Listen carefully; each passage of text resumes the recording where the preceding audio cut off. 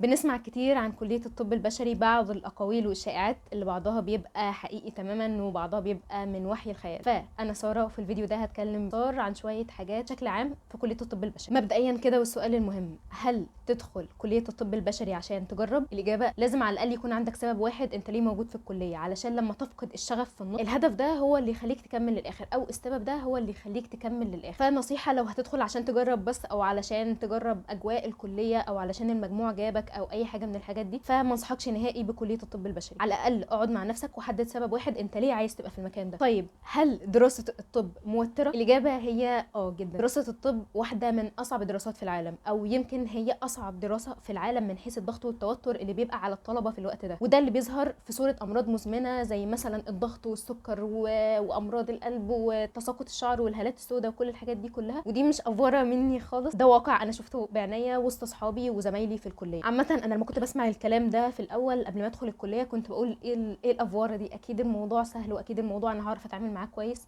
بس في الحقيقه وعلى ارض الواقع الموضوع صعب شويه وموتر شويه، ودراسه الطب فعلا محتاجه مجهود ومحتاجه صبر ومحتاجه يبقى عندك هدف فعلا انت ليه موجود في المكان ده. فدراسه الطب موتره جدا، والشاطر يعني اللي هيعرف يتأقلم مع الكلية واللي هيعرف يعيش أطول، وهو ده اللي هيكمل وهو ده اللي هينجح في الكلية. اللي هيعرف يتعامل مع التوتر بتاعه بذكاء، أو اللي هيعرف يوجه التوتر ده إن هو يستخدمه بشكل صح. أما التوتر عمال على بطال فهو ده المهلكه بصراحه في كليه الطب. فلو ناوي تدخل كليه الطب، او لو انت اوريدي فعلا في كليه الطب، مهاره اساسيه لازم تتعلمها وهي انك تعرف تتعامل مع التوتر، او تعرف ان انت تهدي نفسك في الاوقات اللي انت محتاج فعلا تهدي فيها نفسك زي ليالي الامتحان. طيب سؤال تاني، بالنسبة لحياتك الاجتماعية وبالنسبة للمناسبات اللي انت بتروحها مع اهلك او مع اصحابك او خروجاتك او هواياتك او اي حاجة انت بتعملها، فللأسف الشديد معدلها هيقل. هو مش هتختفي بس معدلها هيقل. لو انت عارف تنظم وقتك صح فهيبقى عندك وقت للحاجات دي، بس برضو معدلها هيقل. مش هتروح كل المناسبات، مش هتعمل كل الهوايات اللي انت بتحبها، مش هتعرف تفضي نفسك لحاجات معينة في حياتك. فللأسف دي حقيقة حقيقة حقيقة حقيقة. مش هتعرف تعمل كل ده للاسف، المعدل هيقل. حتى لو انت قررت تروح المناسبه دي في عز امتحاناتك وفي عز ما انت عندك مذاكره، فانت هتفضل طول المناسبه دي تفكر وتقول انا كان عندي مذاكره وانا فهتفضل تأنب نفسك وهنرجع تاني لنفس حلقه التوتر. فباختصار لازم يكون عندك توازن في حياتك، بس طبيعي ان كل المناسبات دي هتقلل، وده مش عيب بالمناسبه. بالعكس، انت عادي ممكن تتحجج ان انت عندك امتحان في اي وقت او ان انت عندك مذاكره في اي وقت وما تروحش اي حاجه انت عايزها. فدي بالنسبه لي ميزه اكتر منها عيب بصراحه. طيب نيجي لسؤال مهم تاني، وهو هل دراسه الطب في وطننا العربي او في مصر بشكل خاص هو واجهه اجتماعيه او بيدي لصاحبه مكانه مرموقه في المجتمع؟ 100% مش محتاج اي اثبات. اظن ان احنا كلنا لامسين الموضوع ده حتى لو بشكل بسيط، حتى لو احنا بننتقد المجتمع على النظره السطحيه دي.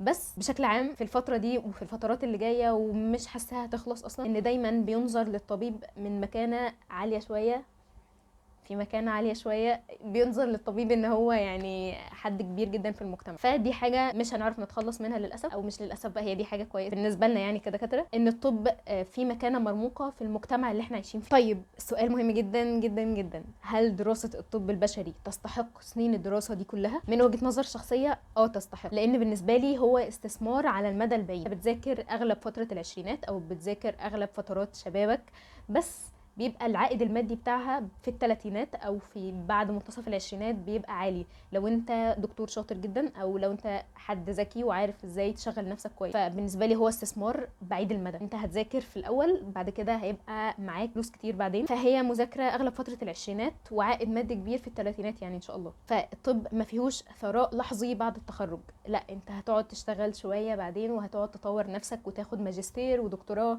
بعد كده الثراء الكبير قوي او البيك اللي هتحصل هتبقى في فتره الثلاثينات، مش هتبقى خالص في العشرينات. طيب هل دراسه الطب في حد ذاتها ممتعه؟ بالنسبه لي في نوعين، نوع بيذاكر هو حابب الحاجه اللي هو بيعملها او هو عنده الشغف للحاجه اللي هو بيعملها، حتى لو شغف هيحركه بس هيبقى الشعله في الاول. بس نوع عنده شغف الاول متقد، وواحد كاره الكليه وكاره المذاكره. الاثنين هيذاكروا، الاثنين هيمتحنوا، الاثنين هيوصلوا في الاخر ان هم يقعدوا على كرسي الامتحان ويمتحنوا. بس واحد حابب اللي هو بيعمله، وواحد مش مكره نفسه في الكليه، وده بيعرف يتعامل كويس قوي قوي قوي وبيوصل للاخر وهو معدل قلقه اقل، معدل توتره اقل، مبسوط في حياته، حلل كويس في الامتحان. طيب النوع الثاني اللي هو بيكره حياته او بيكره نفسه في الكليه، ده برضو بيفضل ماشي ماشي ماشي ماشي لحد ما يوصل لكرسي الامتحان، بس في النص بيبقى عنده معدل قلق عالي، معدل توتره عالي، سهل ان هو يتنرفز ويتعصب، ما عندوش صبر للمحتوى العلمي بتاع الكليه. والنوع التاني ده دايما هيحس بالضغط اللي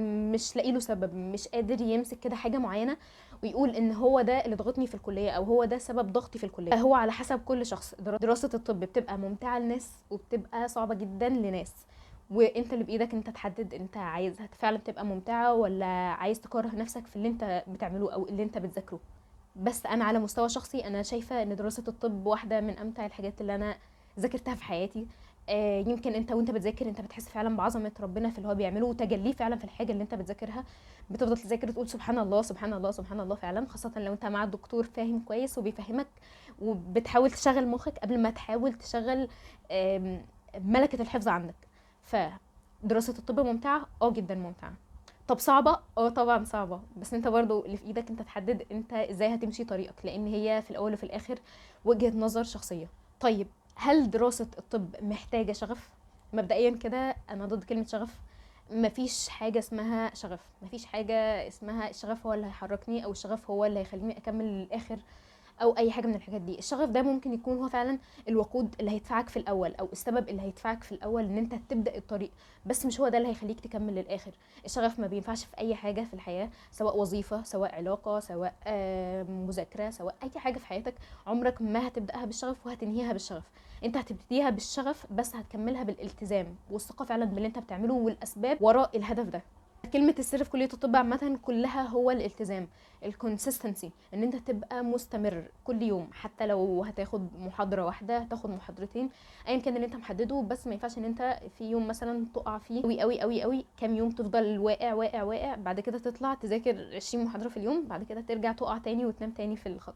لا مش هينفع. يعني انت ذاكر حاجات بسيطة بسيطة بسيطة كل يوم، احسن بكتير من ان انت تبقى عندك شغف في الاول فتذاكر كتير جدا فبعد كده ما تذاكرش فبعد كده ترجع تنام تاني. فلا، الشغف مش هو الكي في كلية الطب. طيب هل هتعرف تتأقلم مع كلية الطب او هتعرف تتأقلم مع الكلية عامة؟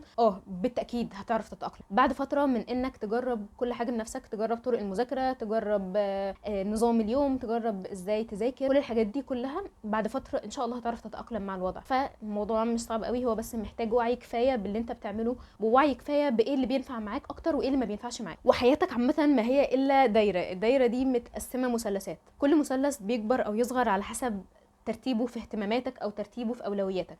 يعني مثلا مثلث لاهلك، مثلث ليك شخصيا، مثلث لدينك، مثلث لمذاكرتك، مثلث لهواياتك. فالدايره دي متقسمه مثلثات، وكل مثلث فيهم يا اما كبير يا اما صغير على حسب هو فين انت حاطه فين في قائمه اولوياتك او قائمه اهتماماتك. فاحنا اولوياتنا مختلفه، احنا اهتماماتنا مختلفه.